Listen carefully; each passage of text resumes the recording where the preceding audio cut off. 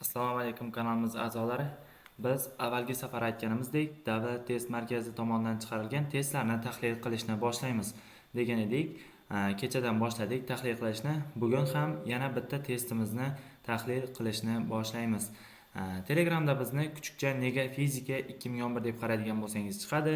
Mana navbatdagi avval 231 8007 231 nomli testni tahlil qilgandik fizikani. Bu safar esa 232 ni tahlil qilishni boshladik. Birinchi savolda aytyapti, issiqlik mashinasi sovutgichga deyapti, ya'ni Q2 teng deyapti, bizga aytyapti 80 joule issiqlik miqdori berdi. Agar mashinaning foydali ish koeffitsiyenti, ya'ni Fki 80% ga teng bo'ladigan bo'lsa, isitgichdan mashina qancha issiqlik miqdori oladi deyapti. Q1 teng so'roq. Buni qanday topamiz? Bizda eta teng edi Q1 ayrilgan Q2 bo'lingan Q1 ga teng edi, ko'paytirilgan 100% ga teng edi. Shunda eta bizda 80% teng bo'ladi Q1 ayrilgan Q2 bizda 80 bo'lingan Q1 teng bo'lyapti, ko'paytirish 100%. Mana shu yerdan endi Q1 ni topishimiz kerak. Shunda 0,8 Q1 teng bo'ladi Q1 ayrilgan 80. Mana shu yerdan hozir 0,2 Q1 teng bo'lyapti 80 ga. Mana shu yerdan Q1 ni hisoblab qo'yadigan bo'lsak, bizda 400 joule ga teng bo'lar ekan. 400 joule. Bunday javob bizda A da. Keyingi. Endi 62-masala. 62-masalada aytyapti, avtobus bekatdan qo'zg'almoqda, ya'ni v0 teng 0 deyapti. Endi u yo'lovchilarga qulay bo'lishi uchun 1,2 metr taqsim sekund kvadratdan oshirmasligi kerak tezlanishini deyapti. Bu avtobus 24 metr taqsim sekund tezlikka erishganda bekatdan kamida qancha metr masofa, ya'ni qancha masofa uzoqda bo'ladi deyapti. Demak, A teng ekan 1,2 metr taqsim sekund kvadrat va bizda aytyapti V teng deyapti 24 metr taqsim sekund. Endi aytyapti qancha uzoqlashganida bizga deyapti 24 metr taqsim sekund bo'ladi deyapti. Buni formasi bor edi. S teng V ning kvadrati ayrilgan V0 ning kvadrati bo'lingan 2A ga teng edi. V bizda 24 ning kvadrati ayrilgan 0 ning kvadrati bo'lingan 2 ko'paytirilgan 1,2. Shunda 576 ni bo'lishimiz kerak bo'lyapti 2,4 ga. Shunda bu hozir endi 240 metrga teng chiqar ekan. 240 metr masofaga, ya'ni bekatdan 240 metr masofaga uzoqlashganda mashinaning, ya'ni avtobusning tezligi bizga 24 metr taqsim sekund tezlikka erishishini aytyapti masalada. 63. 0 gradus temperaturadagi platinali termometrning qarshiligi deyapti, ya'ni R0 teng deyapti 6 ohm. Ana endi aytyapti 100 gradus haroratda esa deyapti T teng deyapti 100 gradus Selsiy haroratda bizga deyapti qarshiligi 8,4 ohmga teng ekanligi ma'lum deyapti. Endi aytyapti qanday temperaturada uning qarshiligi deyapti. Mana bu R1 ekan bizda. Qanday temperaturada qarshiligi R2 teng deyapti bizga 14,4 ohmga teng bo'ladi deyapti. Ya'ni T ikkani topishimiz kerak. Buni qanday topamiz? Qaranglar. Dastlab termik koeffitsient topib olaylik, alfani. Mana bu alfani topib olaylik. Hozir bizda alfa yo'q. Buni qanday topamiz? Qaranglar. Bizda R1 teng, ya'ni 100 gradus Selsiyda haroratdagi qarshilik 8,4 bo'ladigan bo'lsa, bizda alfa qanday? Termik koeffitsient. Shunda R teng R0 ko'paytirilgan 1 plyusdan alfa ko'paytirilgan T. Shunda T1 bo'ladi endi bu ham. Shunda R1 bizda 8,4 teng bo'lyapti 6 ko'paytirilgan 1 plyusdan alfa ko'paytirilgan 100. Endi buni hisoblab qo'yadigan bo'lsak, hozir buni hisoblab qo'yadigan bo'lsak 8,4 ni bo'lamiz 6 ga va ayiramiz 1 ni bo'lamiz 100 ga. Alfa bizda termik koeffitsiyenti alfa teng 0,004 ga teng chiqar ekan. Ana endi R2 teng qachon 14,4 ga teng bo'ladi? R2 teng R0 ko'paytirilgan 1 plyusdan alfa ko'paytirilgan T2. Alfa o'zgarmaydi termik koeffitsient. Shunda 14,4 teng bo'lyapti bizda 14,4 teng bo'lyapti 1 plyusdan Alfa bizda 0,004 ko'paytirilgan t ham bor edi mana bu yerda. Ko'paytirilgan t, ko'paytirilgan r0 qolib ketibdi. Bu 6 ga teng edi. Endi temperaturani hisoblaydigan bo'lsak, 14,4 ni bo'lamiz 6 ga, ayiramiz 1 ni, bo'lamiz 0,004 ga. Shunda harorati 350 gradus Selsiga yetganida mana bu platinaning qarshiligi, platinali termometrning qarshiligi 14,4 ga teng bo'lar ekan. Javob 64. 64-da aytyapti, blokka massalari M1 teng 4 kg va M2 teng 6 kg bo'lgan yuklar ilingan. Ularga deyapti F1 teng 32 N va F2 teng rasmdagi ko'rsatilgandek kuchlar ta'sir qilmoqda. Agar sistema muvozanatda bo'lsa, F2 kuchni aniqlang deyapti. Buni qanday aniqlaymiz? Qaranglar. Dastlab mana bu hozir mana bu M2 massali jismning og'irlik kuchi pastga tomon M2J ga teng bo'ladi. Endi mana bu M1 massali jismning og'irlik kuchi esa pastga tomon M1J ga teng. Ipning tarang kuchlari T yuqoriga, bunda ham T yuqoriga. Mana bu taraf uchun alohida harakat tenglamasi yozamiz muvozanatda turish uchun. Shunda T teng bo'ladi. Hozir nima bo'lishi kerak? Albatta F2 plyusdan M2J ga teng bo'lishi kerak. Mana bu taraf ham muvozanatda turishi uchun hozir mana bu taranglik kuchi T teng bo'lishi kerak. F1 plyusdan M1J ga. Shunda hozir F1 plyusdan M1J teng bo'lyapti F2 plyusdan M2J ga. Agar mana shu shart bajarilsa, mana bu blokdagi yuklar muvozanat holatida bo'ladi. Ya'ni sistemaning o'zi ham muvozanat holatida bo'ladi. Shunda F1 bizda 32 ga teng plus M1 4 ko'paytirilgan 10 teng bo'lishi kerak F2 plyusdan 6 ko'paytirilgan 10. Buni endi hisoblab qo'yaylikchi. 32 plyusdan 40 ayrilgan 60. 12 newton bo'lishi kerak ekan. Demak F2 teng bo'lishi kerak 12 newtonga. Agar F2 teng 12 newtonga teng bo'ladigan bo'lsa, sistema muvozanat holatida bo'ladi. Javob. Keyingi betga o'tamiz. Yana 65-masalaga keldik. 65-masalada aytyapti, Carnot ideal dvigatelning isitgichi va sovutgichi deyapti, ya'ni T1 teng deyapti 900 kelvinga teng va T2 teng deyapti 300 kelvinga teng. Temperaturaga ega mashinaning fiki qanday? Ichkilik dvigatellarning fikini qanday topardik? Erta teng edi T1 ayrilgan T2 bo'lingan T1 ga teng edi. T1 bizda 900 ga teng, ayiramiz 300 ni, bo'lamiz 900 ga.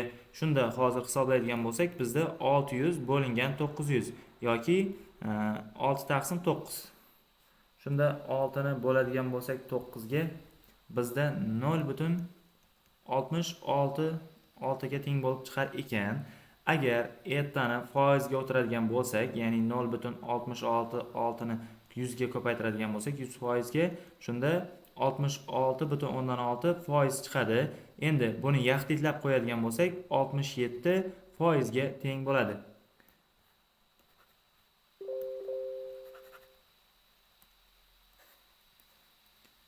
Keyingi 66-masala. O'zgaruvchan tokning maksimal qiymati, ya'ni amplitudaviy qiymati deyapti, I0 teng 5 amperga teng. Uning effektiv qiymati qanday deyapti?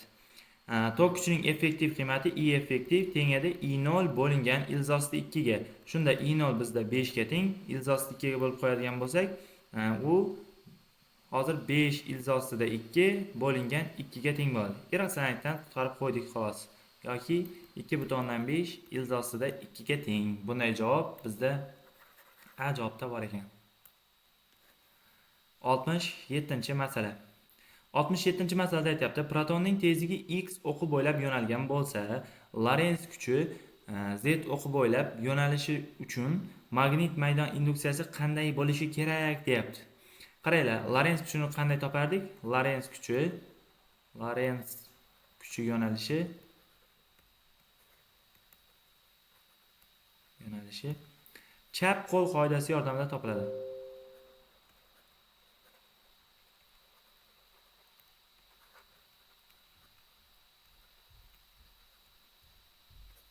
Chap qo'l qoidasi yordamida topiladi. Endi buni ham ozgincha tarafi bor, ya'ni ozgincha nima deydi endi, proton uchun chap qo'ldan foydalanamiz, elektron uchun esa o'ng qo'ldan foydalanib topadigan bo'lsak, muammosiz topiladi. Ya'ni qiyin bo'lmaydi chap qo'l qoidasi. Endi bizda hozir chap qo'limizning 4 ta barmoq tezlik yo'nalishida bo'lishi kerak.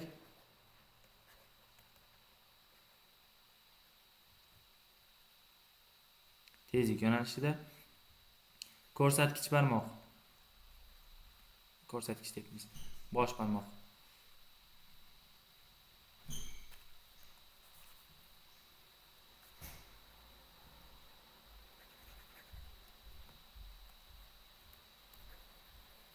Bosh barmoq Larens kuchini ko'rsatadi.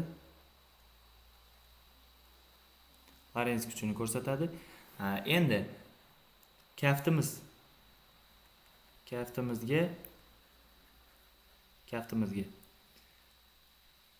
B kiruvchi bo'lishi kerak.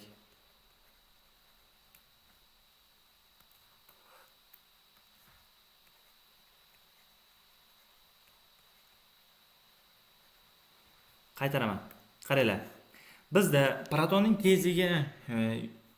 tezligi x o'qi bo'ylab yo'nalgan, Lorentz kuchi z o'qi bo'ylab yo'nalish uchun magnit maydon induksiyasining yo'nalishi qanday bo'lishi kerak? Endi biz bilamiz, Lorentz kuchining yo'nalishi chap qo'l qoidasi yordamida topiladi. Endi 4 ta barmoq yo'nalishi, 4 ta barmoq tezlik yo'nalishini ko'rsatish kerak. Bosh barmoq Lorentz kuchini yo'nalishini ko'rsatadi. Qachonki kaftimizga B, ya'ni magnit maydon induksiyasi kiruvchi bo'lsa, bosh barmoq 90 gradusga ochilgan bosh barmoq bizda Lorentz kuchini ko'rsatadi. Shunda hozir qanday bo'lishi kerak? Mana bu yo'nalishda bizda 4 ta barmoq bo'lishi kerak. 4 ta barmoq. Mana bu 90 gradusda ochilgan. 90 gradusda ochilgan qo'limiz 90 gradusda ochilgan barmog'imiz esa Lorentz kuchining yo'nalishini ko'rsatish kerak. Kaftimizga esa magnit maydon induksiyasi, ya'ni B kiruvchi bo'lishi kerak. Demak, Y o'qi bo'ylab yo'nalgan bo'lar ekan. Y o'qi bo'ylab.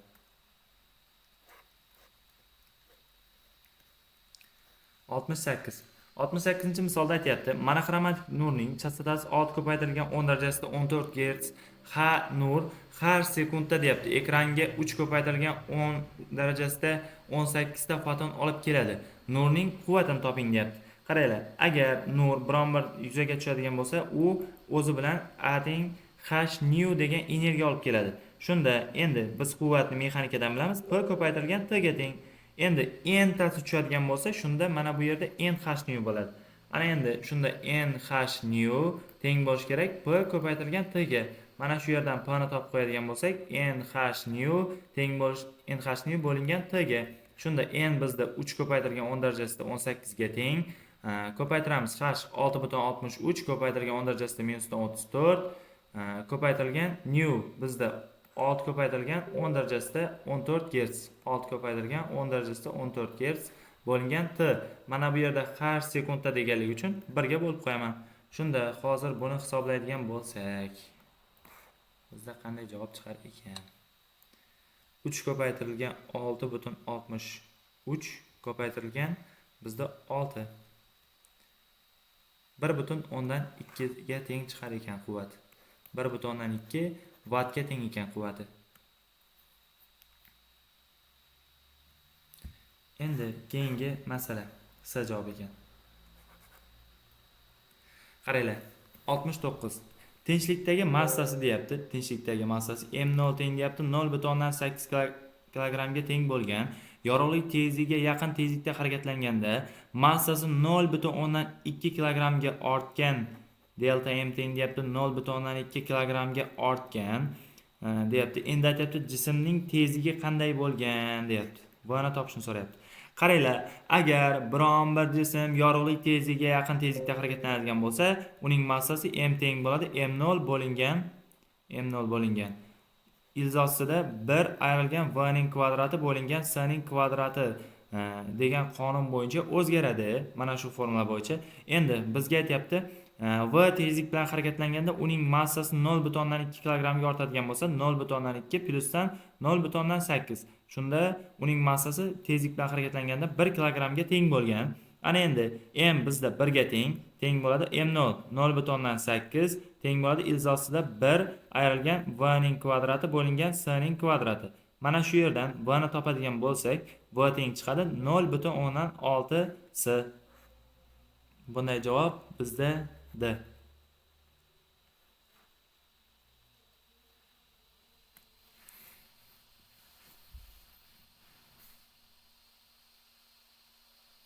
Endi 70-chi. Rasmda sharchaning tebranish grafiki tasvirlangan. D nuqtada sharchaning tezlanishi qanday yo'nalgan bo'ladi, deyapti. Endi buni qanday topamiz? Hozir x ning o'zi qanday qonuniyat bo'yicha o'zgaryapti? Sinus qonuniyati bo'yicha o'zgaryapti. Shunda x teng x0 ko'paytirilgan sinus omega t degan qonuniyat bo'yicha o'zgaryapti. Hozir tebranishlarining grafiki sinus qonuni bo'yicha garmonik tebranmoqda. Endi bundan 2 marta hosil oladigan bo'lsak, t bo'yicha x dan t bo'yicha 2 marta hosil oladigan bo'lsak, bizda tezlanishni beradi. Shunda hozir x0 ko'paytirilgan omega ko'paytirilgan bizda sinusdan 1 marta hosil olsak kosinus bo'ladi. Kosinusdan ham 1 marta hosil oladigan bo'lsak, minusdan sinusdan x ga teng bo'ladi. Ya'ni sinus omega t ga teng.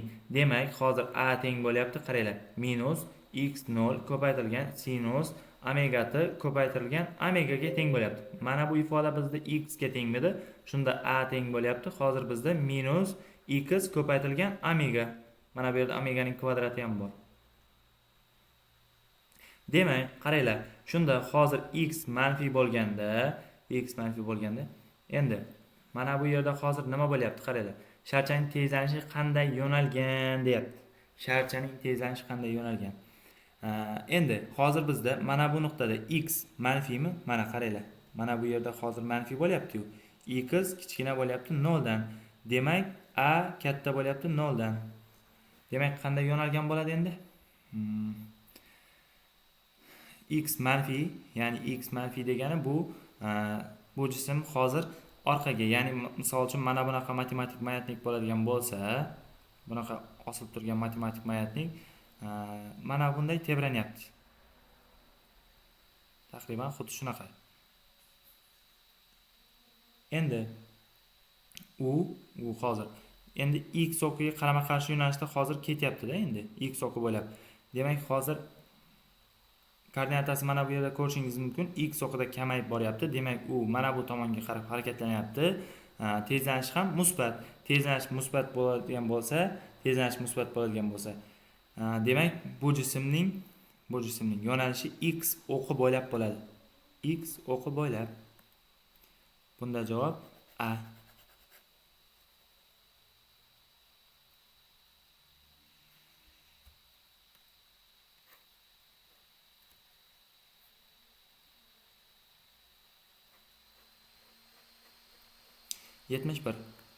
Yetmish birinchi misolda aytyapti. Radioaktiv preparatning aktivligi 12 yilda 8 marta kamaygan. Preparatning aktivligi 8 yilda necha marta kamayadi, deyapti. Endi bizga aytyapti 12 yilda 8 marta kamaygan, deyapti. Shunda hozir t teng deyapti 12 yilda t1 teng a2 taqsim a1 bizga aytyapti 8 marta kamaydi, ya'ni 1/8 ga teng bo'ldi, deyapti. Endi radioaktiv preparatning yarim yemirilish davrini topa olaylik. Buning formasi bor edi. A2 taqsim A1 teng edi 2 ning darajasida minusdan kichkina t bo'lingan katta t ga teng edi. Shunda 1/8 teng bo'lyapti 2 ning darajasida minusdan 12 bo'lingan katta t. Shunda hozir 3 teng bo'ladi hozir 12 bo'lingan t. Mana shu yerdan t ni topadigan bo'lsak 4 yilga teng bo'lar ekan. Endi bizga aytyapti t2 teng 8 yilda necha marta kamayadi, deyapti. T2 teng 8 yilda. Shunda a2 taqsim a1 shtrix, a1 shtrix, a2 shtrix deylik. Shunda 2 ning darajasida minusdan kichkina t2 bo'lingan katta t. Shunda 2 ning darajasida minusdan kichkina t bizda 8 ga teng, 8 ga bo'lamiz. Yarim yemirilish davri u ham 4 yil. Shunda 4 ga bo'ladigan bo'lsak 2 chiqadi. 2. Shunda endi buni hisoblab qo'yadigan bo'lsak, 2 ning darajasida minusdan 2, ya'ni 1 taqsim 4. Demak, 4 marta kamayar ekan. Javob A.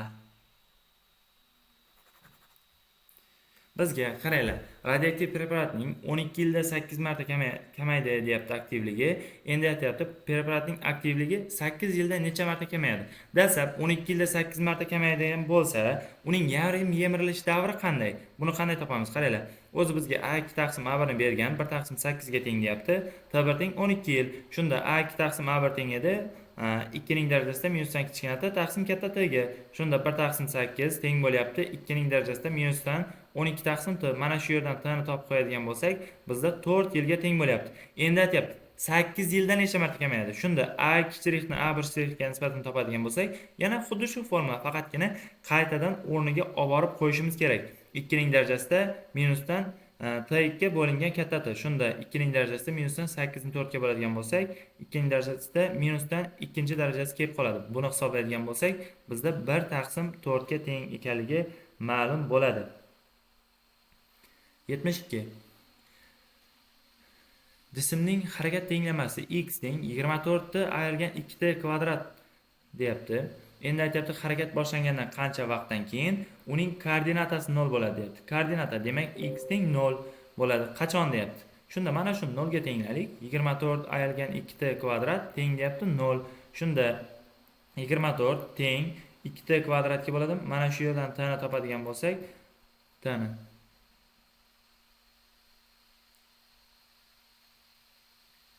qancha vaqt harakat boshlangandan qancha vaqtdan keyin uning koordinatasi 0 ga teng bo'ladi deyapti. Buni endi buna qilib topsak hozir. Qaranglar, buni bunday qilamiz. Bunda ham t bor edi-yu. Men bitta tani tashlab ketibman. 0 ga tenglaymiz. Shunda 24 t ayrilgan 2 t kvadrat teng bo'lyapti bizda 0. Shunda hozir 2 t kvadrat ayrilgan 24 t teng bo'lyapti 0 ga. Shunda hozir 2 ga bo'lib boradigan bo'lsak, t kvadrat ayrilgan 12 t teng bo'lyapti 0. Shunda t ayrilgan 12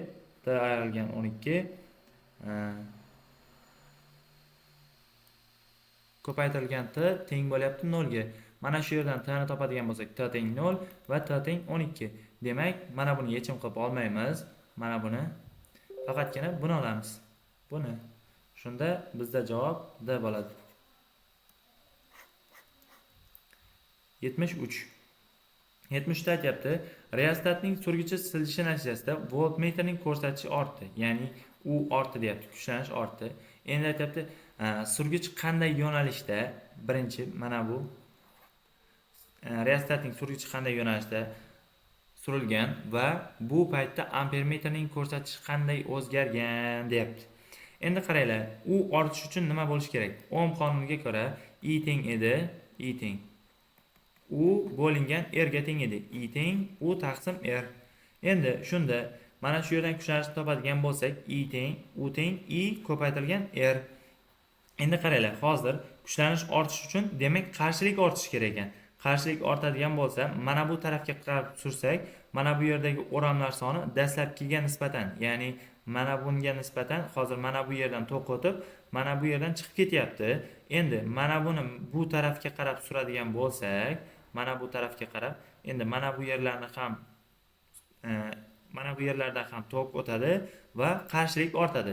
Demak, reostatni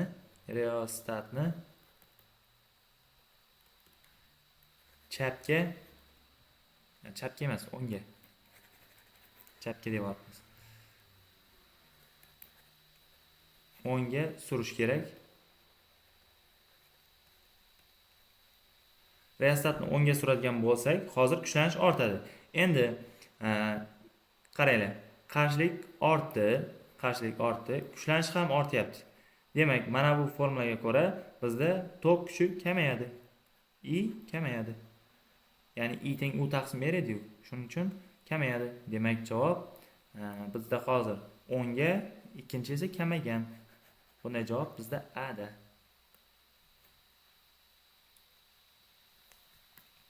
74. 74 aytyapti, jism 16 metr taqsim sekund tezlik bilan yuqoriga tik otildi. va ma'lum vaqtdan keyin yerga qaytib tushdi. A Y o'qining musbat yo'nalishi sifatida jismning yuqoriga otilish yo'nalishini qabul qilib, jismning tezlik grafikini ko'rsating deyapti. Endi qaranglar, mana bunaqa jism chizamiz. Bitta jism yuqoriga qarab otildi va 0 tezlik bilan. Qandaydir bir vaqt o'tadi, buning tezligi 0 ga teng bo'ladi. Endi 0 ga teng bo'lgandan keyin yana u pastga tusha boshlaydi. Pastga kelganda uning tezligi baribir 16 metr taqsim sekundga teng bo'ladi. Ya'ni v 0 ga teng bo'ladi. Endi bizga aytyapti A Y o'qining musbat yo'nalishi sifatida yuqoriga otilish yo'nalishini tanlang deyapti. Ya'ni Y o'qini mana bu yo'nalishda tanlashimiz kerak ekan. Endi qaranglar. Buni qanday chizamiz? Bunda grafikda qaraydigan bo'lsak, bizda mana bunaqa grafik topishimiz kerak hozir javoblardan. Mana bu v o'qi, mana bu t o'qi. Endi dastlab tezligi kamayishi kerak. Bunaqasiga 16, chunki v teng edi, v0 ayrilgan j ko'paytirilgan t. Mana shu formulaga asosan tezlik kamayib borishi kerak. Yuqoriga otilsa o'zi jism tekisliklanuvchi harakat qiladi. Shunda tezlik kamaydi va 0 ga tushdi. Endi 0 ga tushgandan keyin tezligi yana ortib boshladi. Lekin Y o'qiga qarama-qarshi yo'nalishda harakat qila boshlagan uchun tezlik endi manfiy bo'ladi. Shunda javob yana 16 metr taqsim sekundga ham erish kerak. Lekin minusdan qilib qo'yamiz. Chunki Y o'qiga qarama-qarshi yo'nalishda harakat qilganini bildirishimiz kerak. Javob shunda B.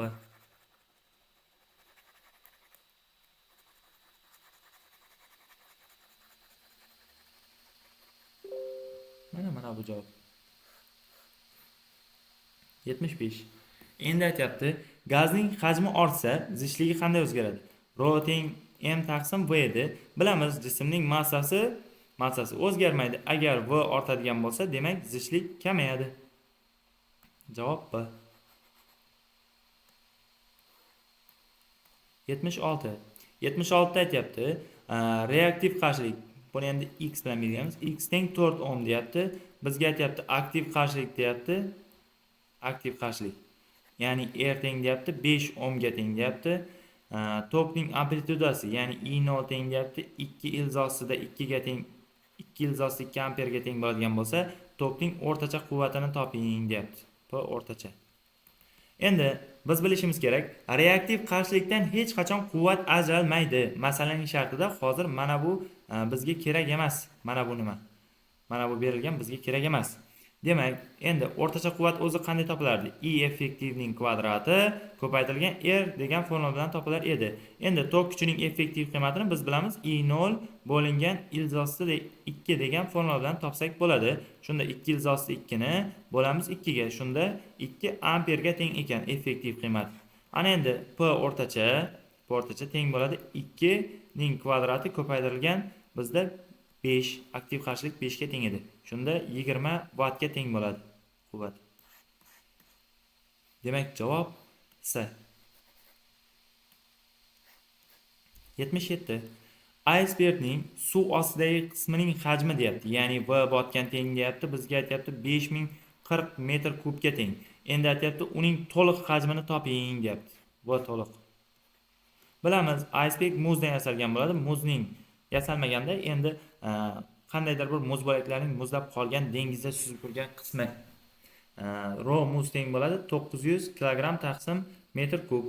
Endi suvning zichligini bilamiz. Rho suv teng 1000 kg taqsim metr kubga teng.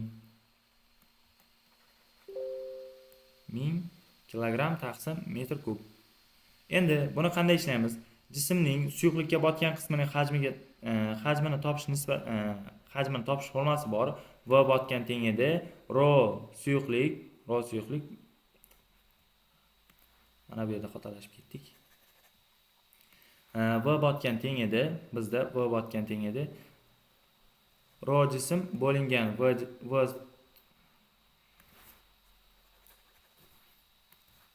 Rho jism bo'lingan Rho suyuqlik ko'paytirilgan V jismga teng edi.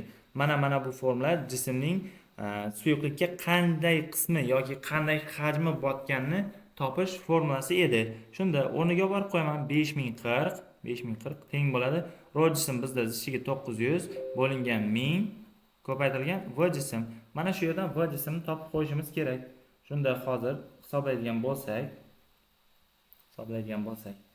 5040 ni ko'paytiramiz 1000 ga, va bo'lamiz 900 ga. 5600 ga teng ekan. V jism teng chiqadi bizda 5600 metr kub. Icebergning hajmi 5600 metr kubga teng ekan. 16 sahifaga keldik. Endi aytyapti, tovushning havodagi tezligi deyapti. V teng deyapti 340 metr taqsim sekundga teng. Endi aytyapti, to'lqin uzunligi deyapti 10 cm ga teng deyapti. Uning chastotasi qanday? 10 cm metrga o'tadigan bo'lsak 0,1 metr. Chastotani topishimiz kerak. Nu teng so'roq. V teng edi lyambda ko'paytirilgan nu. Mana shu formada nu topadigan bo'lsak, V bo'lingan lyambda. Shunda V bizda 340 ga teng, bo'lamiz 0,1 ga. Shunda 3400 Hz ga teng bo'lar ekan. Javob D.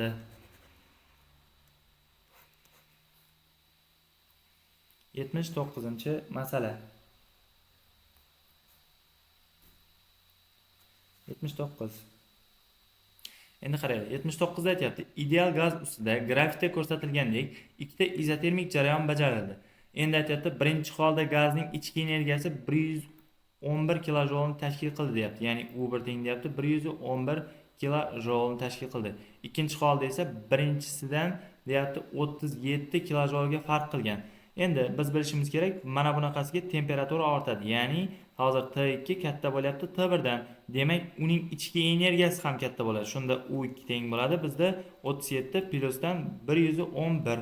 Bunda 144 emas, 148. 148 kilojolga teng ekan. Bu ham kilojol deydi. Endi bizga aytyapti, agar ikkala jarayonda temperaturalar farqi delta T deyapti, bizga 125 kelvinga teng bo'ladigan bo'lsa, ikkinchi holatdagi temperaturani toping deyapti. T2 teng so'roq. Buni qanday topamiz? Dastlabki holatda nisbatlaylik. Oddiy masala. U1 taqsim U2 deyman, teng deyman I taqsim 2 nu R ko'paytirilgan T1.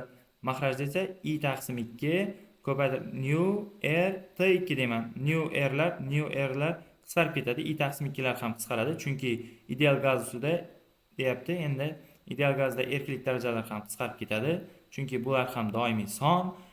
U1 bizda 111 bo'lingan 148 teng bo'lyapti bizda T1 bo'lingan T2. Endi temperaturalar farqi nima edi? T2 ayrilgan T1 teng bo'lyapti bizda 125 ga va T1 ni T2 ga nisbati bizda 111 bo'lingan 148 ga teng. Mana shu ikkalasini sistema qilib, biz mana shu yerdan T2 ni topib qo'yadigan bo'lsak, T2 teng chiqadi bizda 500 kelvin. T1 esa bizda T1 375 kelvinga teng chiqadi.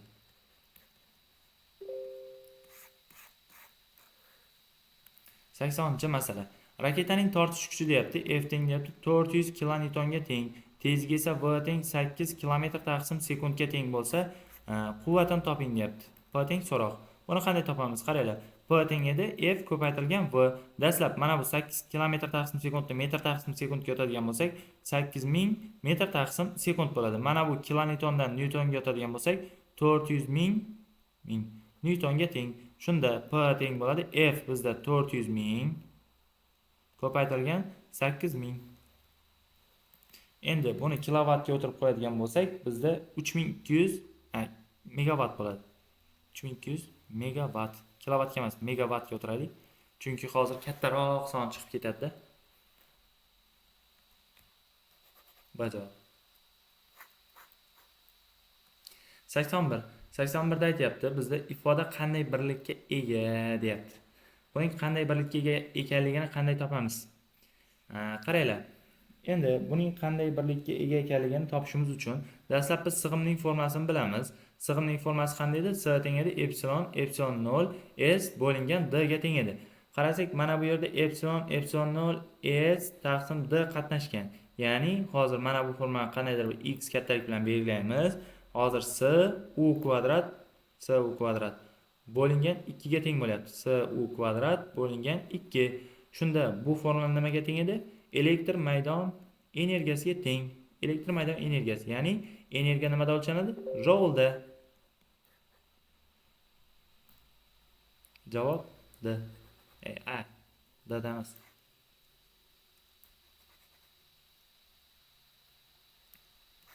Keyingi masala. 82-masala. Massasi m teng 2 kg ga teng bo'lgan tosh yuqoriga tik otilganda u h teng 8 metr balandlikka ko'tariladi. Uning dastlabki kinetik energiyasi qanday deyapti. Qaranglar, dastlab v0 tezlik bilan otildi. Uning bu yerdagi kinetik energiyasi m v0 ning kvadrati taqsim 2. Uning bu yerdagi potensial energiyasi y potensial teng 0. Chunki u hech qanday yerdan balandlikda turganligi yo'q. Eng yuqorisiga chiqqanda esa uning kinetik energiyasi y kinetik, buni y kinetik 1, buni y potensial 1 deydigan bo'lsak, qaranglar, uning eng yuqoriga chiqqan paytida uning kinetik energiyasi y kinetik teng bo'ladi 0, lekin potensial energiyasi y potensial 2 bizda m j h ga teng bo'ladi. Shunda hozir y kinetik 2 ga y potensial 2 ni qo'shganimiz teng bo'lishi kerak edi y kinetik 1 ga y potensial 1 ni qo'shganimizga. Mana buni qayerdan asoslanib yozdim desangiz, qayerdan asoslanib yozdingiz desangiz, bu energiyaning saqlanish qonuni edi. Energiyaning saqlanish qonuni. Energiya yo'qdan bor bo'lmasligi kerak. Shunda y kinetik 2 0 plyusdan y potensial 2 m j h teng bo'lishi kerak y kinetik 1 plyusdan y potensial 1 bizda 0. Shunda y kinetik 1 teng bo'lyapti m j h ga. Shunda bizda m 2 ko'paytirilgan 10 ko'paytirilgan 8. Shunda y kinetik 1 teng chiqadi bizda 160 joule. Javob B.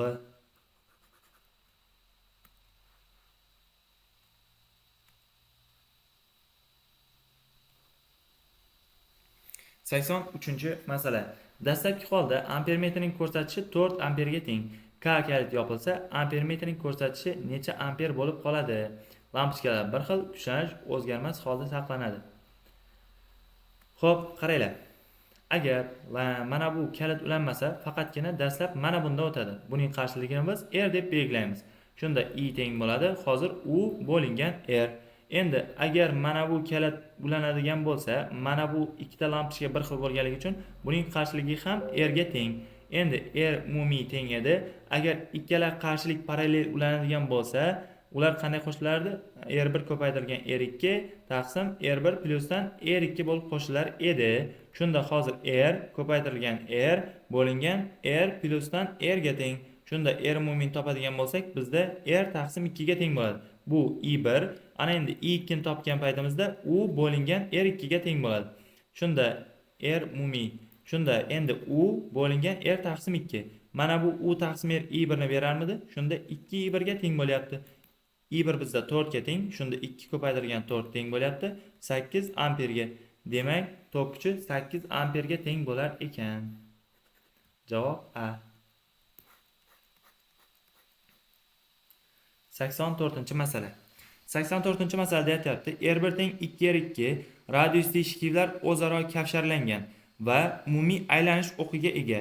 Agar katta shikivga F1 teng 20 newton kuch ta'sir qilayotgan bo'lsa, sistema aylanmasligi uchun kichik shikivga qanday F2 newton kuch qo'yish kerak deyapti. Endi bilamiz, bizga shunaqa qoida bor edi. Jismlar muvozanatda turishi uchun m qaranglar, m chapga aylantiruvchi kuch momentlarning yig'indisi natijavisi teng bo'lishi kerak m o'ngga aylantiruvchi kuch momentlarning yig'indisiga. Mana shu qoida bajarilsa, jism muvozanatda turadi. Muvozanat sharti.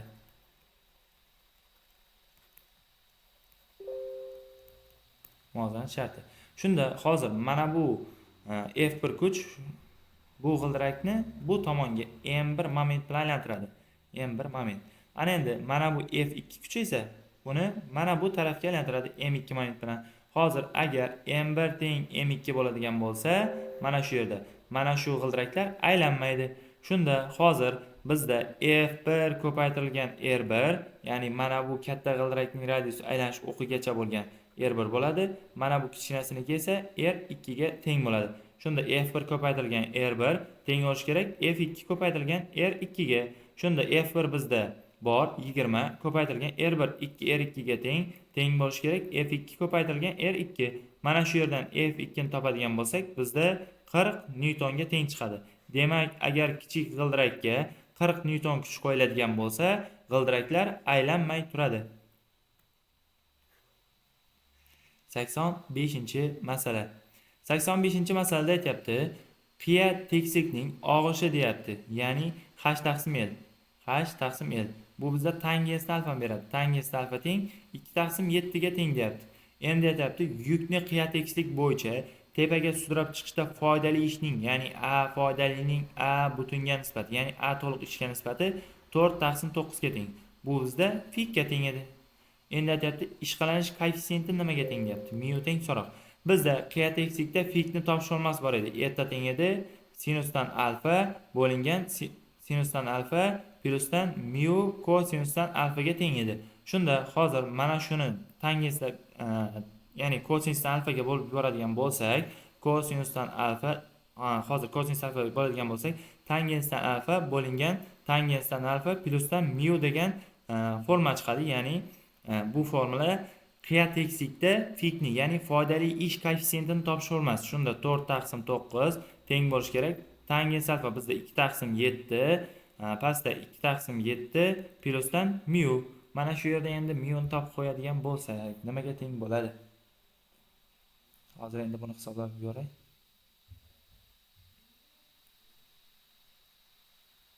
Buni hisoblaydigan bo'lsak, 5 taqsim 14 ga teng chiqar ekan. Mu teng chiqadi 5 bo'lingan 14. Bunday javob bizda D.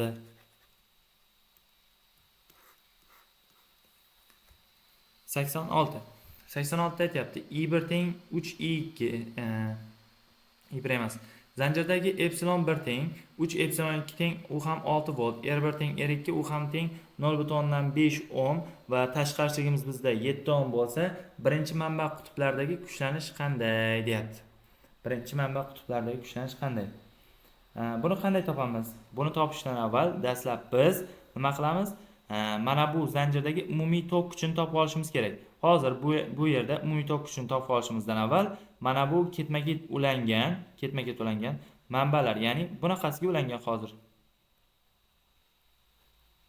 Mana bu manba epsilon 1, mana bu manba epsilon 2, ya'ni batareya R1 R2. Agar xuddi shunaqa bo'ladigan bo'lsa, ularning umumiy EUK'si ayriladi, ya'ni epsilon 1 dan ayirib qo'yishimiz kerak epsilon 2 ni. Bizda hozir epsilon 1 teng 6 volt, epsilon 2 teng deyapti bizda 3 voltga teng. Shunda 6 ayrilgan 3 teng bo'lyapti bizda 3 voltga. Hozir umumiy EUK'si bularning 3 voltga teng ekan. Endi umumiy qarshiligi bizda nimaga teng bo'ladi? Ikkalasi ketma-ket ulanganligi uchun qo'shiladi R1 plyusdan R2. Shunda hozir 0.5 plyusdan 0.5, demak 1 ohmga teng ekan. Endi bizda tok kuchining buton emas. Bizda tok kuchini topishning formulasi bor edi. Butun zanjir uchun I teng edi epsilon bo'lingan R plyusdan R umumiy. Shunda epsilon umumiy bizda 3 bo'lingan 1 plyusdan 7. Bu bizda 3 taqsim 8 ga teng chiqar ekan. 3 taqsim 8. To'xtang. Mana bu yerda 6 ni 3 ga bo'lsak 2 bo'ladi-yu. 2 volt. Mana bu yerni biz xatolashib ketdik. 6 dan 2 ni ayiramiz endi.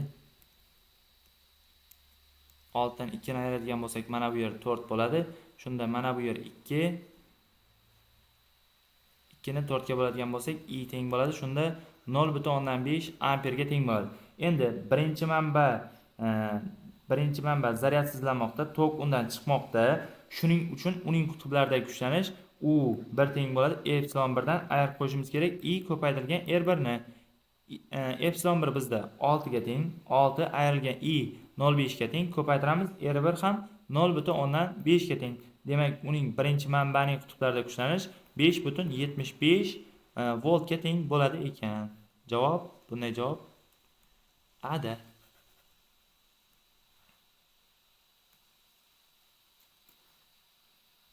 87-masala. 87-masalada aytyapti. Birinchi kondensatorning sig'imi S1 teng deyapti 1 mikrofarad, ikkinchisiniki S2 teng deyapti 0,5 mikrofarad. Ulardagi kuchlanishlar teng deyapti. U1 teng U2 bo'ladigan bo'lsa, zaryadlari, ya'ni Q2 taqsim Q1 qanday farq qiladi deyapti. Qanday farq qiladi? Qaranglar, Q teng edi, S ko'paytirilgan U. Mana shu formula bo'yicha nisbatlab qo'yadigan bo'lsak, Q2 ni Q1 ga nisbati teng bo'lishi kerak. S2 ko'paytirilgan U2 bo'lingan S1 ko'paytirilgan U1. Shunda S2 bizda 0,5 ga teng, ko'paytiramiz. U2 lar ham U2 va U1 teng bo'lgani uchun qisqarib ketadi. Bo'lamiz 1 ga. Shunda 1 taqsim 2, ya'ni 0,5 ga farq qilar ekan yoki Q1 ni Q2 ga nisbati bizda 2 ga teng bo'ladi. 2 ga farq qilar ekan. Bunday javob A-da.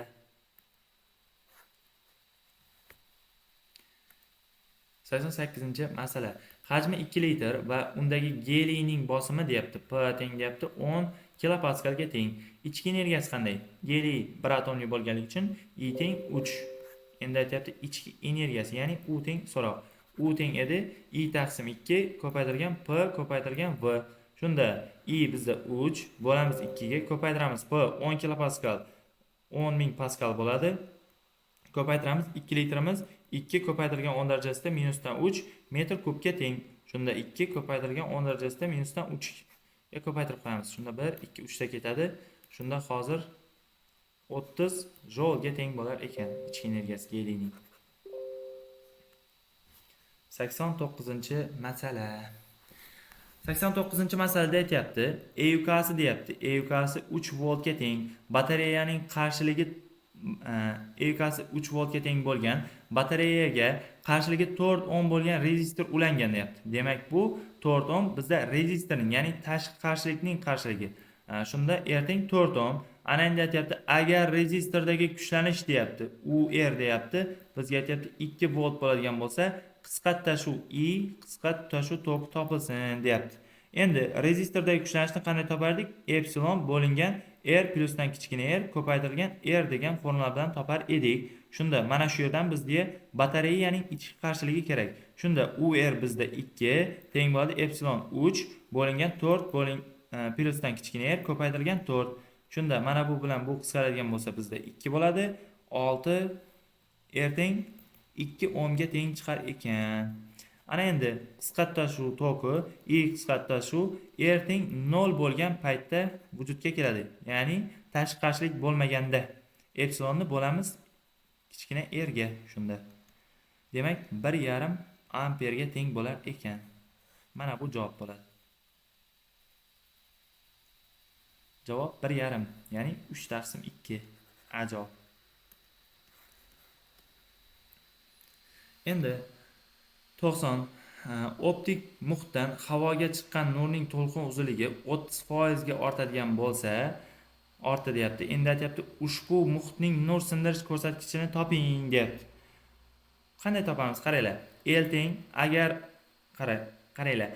Optik muhitdan havoga chiqdi deyapti. Demak, 30% ga ortadigan bo'lsa, shunda 1,3 L 0 ga teng bo'ladi. Demak, endi n teng bo'ladi lambda taqsim lambda 0. Shunda 1,3 ni bo'lishimiz kerak. Lambda 1,3 lambda 0 ni bo'lishimiz kerak lambda 0 ga. Mana bular qisqarib ketadigan bo'lsa 1,3 ga teng bo'lar ekan nur sindirish ko'rsatkichi. Ertaga yana bitta test olamiz va uni ham kanalimizga tahlilni joylab qo'yamiz. Nega? Fizika 2011 kanaliga.